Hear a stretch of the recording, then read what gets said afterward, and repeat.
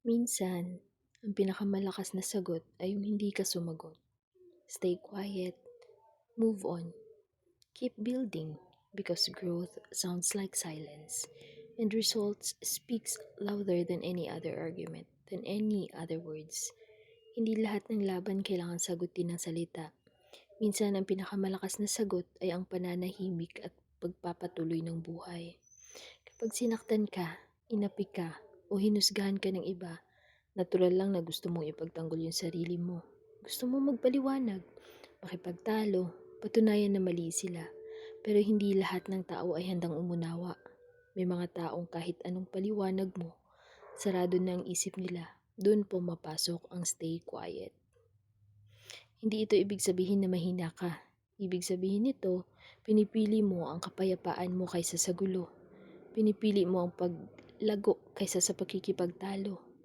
Move on. Ibig sabihin, hindi ka na magstay sa sakit, galit at sama ng loob. Hindi mo hinahayaan na kontrolin ka ng mga ginawa o sinabi nila ang future mo. Keep building. Habang sila abala sa paghusga, ikaw abala sa pag-ayos ng sarili mo. Paghilom, pag-aaral, pagbangon, at pagpapabuti ng buhay mo.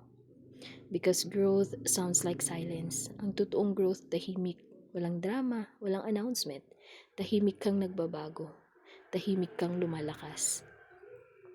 Results speaks louder than any other argument, than any other words.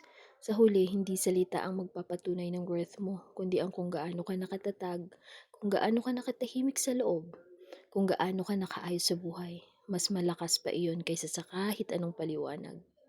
Hindi ko kailangang ipaliwanag ang sarili ko sa mga taong hindi naman handang makinig. Mas pipiliin kong ipakita sa pamamagitan ng buhay na binuo ko kung sino talaga ako. At sa sitwasyon mo, sobrang bagay nito. Hindi mo kailangan makipag-away para patunayan mo na mabuti kang tao. Yung pagpili mong magbago, maghilom at magpatuloy, iyon na mismo ang pinakamalakas mong sagot.